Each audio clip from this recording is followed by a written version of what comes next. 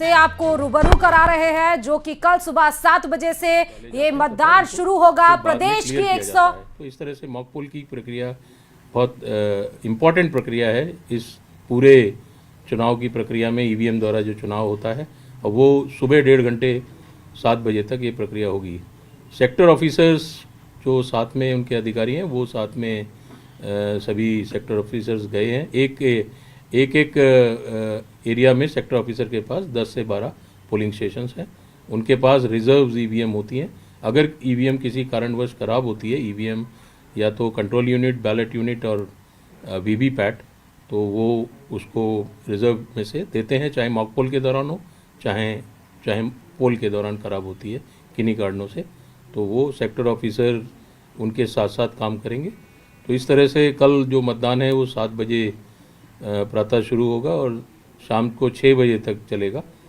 जो भी हमारे मतदाता 6 बजे तक अपनी क्यू में हैं, अंदर आ गए हैं, आहते में आ गए हैं, वो सभी चाहे जितने भी लंबी क्यू है वो वोट डालेंगे, उनको कूपन दिया जाएगा और उस तरह से वो सभी आसानी से मतदान कर सकेंगे। जो भी 6 बजे तक अपने जो उसका आता है उसमें आ गए हैं। तो इस तरह से जो मतदान की प्रक्रिया है वो 11 घंटे कल मतदान होगा। और जो पोलिंग पार्टीज़ हैं उनके पास जो भी 17C 17A सारे रजिस्टर्स हैं, स्टैट्यूटरी जो उनका काम है, उनको ट्रेनिंग देकर रवाना कर दिया गया है सभी जिलों से। सर, आज हमने देखा कि कई जो मतदान दल हैं उनको काफ़ी फैसिलिटेशन मिला है वहाँ पे। कि अक्सर ये होता था कि लाइनों में खड़े रखकर और वो सामग्री लेते थे, काफ़ी लंबे समय तक सामग्री ली जाती थी। अब उनको टेबल पर ही वो सारी सुविधा मिल रही है। देखिए, धीरे धीरे सुधार कर रहे हैं।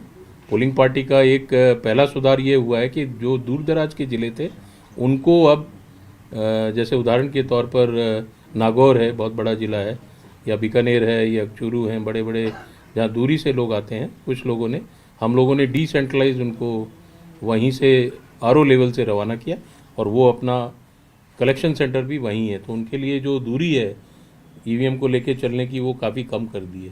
पहला तो हमने वेलफेयर पोलिंग पार्टी का ये किया। दूसरा, जैसे आपने कहा कि कई बार उनको आपने देखा होगा क्यू में खड़े हैं, और पहला नवाचार तो ये किया, उनको एक बुकलेट फॉर्म में सारे फॉर्म्स दिए, शायद आपने देखे होंगे, कि जिससे कि उनको आसानी हो के कलर कोड करके दिया है कि स्टैट्यूटरी फॉर्म्स हैं या नॉन स्टैट्यूटरी फॉर्म्स हैं।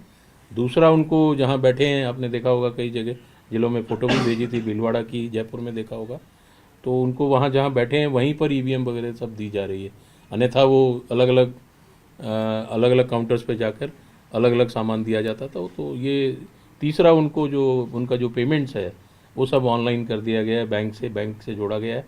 अब उनको सारा ऑनलाइन पेमेंट दिया जाएगा। चाहे वो जो गाड़ियां हैं उनको भी अगर वो अपना अकाउंट देते हैं तो सीधे अकाउंट में पैसा डालने का प्रयास किया जाएगा, जिससे कि वो उनको दिक्कत ना हो। साथ में जो इस बार फैसिलिटेशन सेंटर बनाया पोलिंग के लिए, तो मुझे कहते हुए खुशी है कि हमारे 4 लाख के लगभग जो पोलिंग स्टाफ और पुलिस स्टाफ है, अभी भी पुलिस लाइन में वोट पड़ रहे, तो उनमें से 3,60,000 के लगभग अब तक, अभी तक आज की सूचना और आएगी, तो उनका मत पड़ चुका है। ये एक हिस्टोरिकल फिगर है, क्योंकि एक बाड़मेर का वोटर, बाड़मेर में काम करने वाला झुंझुनू का वोटर, उसका वोट भी पड़ा है। साथ में एसेंशियल सर्विसेज, जैसे आपने देखा होगा 4,300 से ऊपर पहली बार लोगों ने जो एसेंशियल सर्विसेज के थे उनके वोट डाले हैं। होम वोटिंग जो कि पहली बार हुई, उसमें भी 62,099% से ज़्यादा मत पड़ा है। तो ये अपने आप में घर जाकर जो वोट डाला गया, तो कुछ चीज़ें हैं जो नवाचार की गई हैं। साथ में वेब कास्टिंग अब जो कल होगी, 26,000 जो से ज़्यादा बूथों पर, जो 50% से ज़्यादा बूथों पर, दौसा में, भरतपुर में, सवाई माधोपुर में, सीकर में थोड़े ज़्यादा हैं, जहाँ जैसी परिस्थिति है क्रिटिकल पोलिंग स्टेशन की संवेदनशीलता के अनुसार, तो उसको बढ़ाया भी गया है। वेबकास्टिंग के साथ साथ माइक्रो ऑब्जर्वर्स होंगे, वीडियोग्राफी होगी, साथ में पैरामिलिट्री फोर्सेस जो हैं, 700 कंपनियां पूरे राज्य में आ गई हैं। इनका इंडक्शन 19 से 21 तारीख के बीच में हुआ था। राज्य में काफ़ी कंपनियां मध्य प्रदेश से आई थी 563, कुछ कंपनियां डायरेक्ट आई थी और 100 कंपनियां हमें 16 अक्टूबर को पहले से ही एरिया डोमिनेशन प्रोग्राम के लिए मिली थी। तो इस तरह से पुलिस की व्यवस्था, पुलिस की फोर्स और जो हमारे फोर्स मल्टीप्लायर्स हैं जिसमें वेबकास्टिंग है, वीडियोग्राफी है, माइक्रो ऑब्जर्वर्स है, वो सारी व्यवस्थाएं पूरी हो गई हैं। साथ में QRTs लगेंगी और स्ट्राइकिंग फोर्स भी होगी। बॉर्डर सील कर दिए गए हैं कल शाम से 6 बजे के बाद से।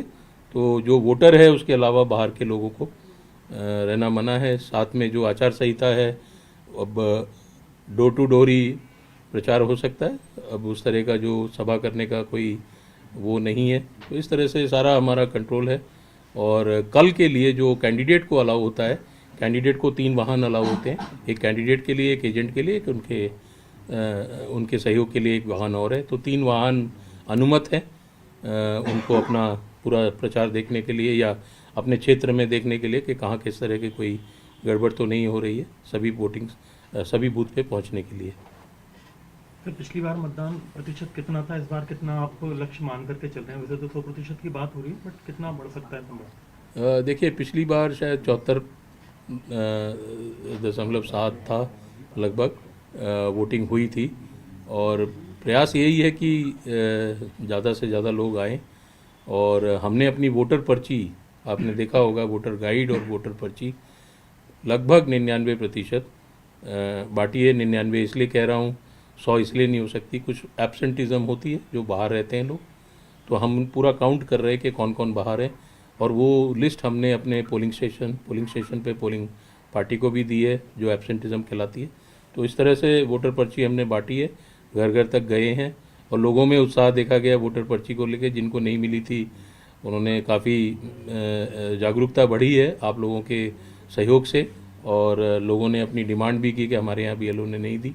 तो इस तरह से ये एक अच्छा वो है कि लोग अपना इंटरेस्ट ले रहे हैं और अपनी पर्ची के बारे में भी जानकारी प्राप्त कर रहे हैं और उनको हमने जगह जगह पे जहाँ नहीं पहुँची थी वहाँ पहुँचाने का प्रयास किया है।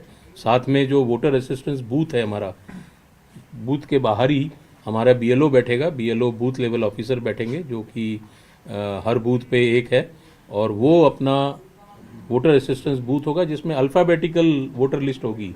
अगर आप अपना नाम बताएंगे अंग्रेजी का तो अंग्रेजी के नाम से तुरंत ही वोटर लिस्ट में नाम ढूंढ के, ये इसके अलावा है वोटर पर्ची के। और तीसरा एक माध्यम है कि आप घर बैठकर अपने वोटर हेल्पलाइन ऐप से भी अपना EPIC नंबर या वोटर ID कार्ड नंबर डाल के अपना पूरा डिटेल निकाल सकते हैं। तो वोटर पर्ची है, अगर किसी कारण से इधर उधर हो गई तो वोटर हेल्पलाइन ऐप है, अगर वो भी नहीं समझ में आता है तो वोटर असिस्टेंस बूथ के बाहर है। तो मुख्य निर्वाचन अधिकारी प्रवीण गुप्ता को आप सुन रहे थे, क्योंकि कल राजस्थान में 25 तारीख को सुबह 7 बजे से 199 विधानसभा सीटों पर चुनाव होने हैं, जो कि मतदान केंद्रों पे आप सभी को 7 बजे पहुंचना है और शाम 6 बजे तक जो भी उस लाइन में लगा रहेगा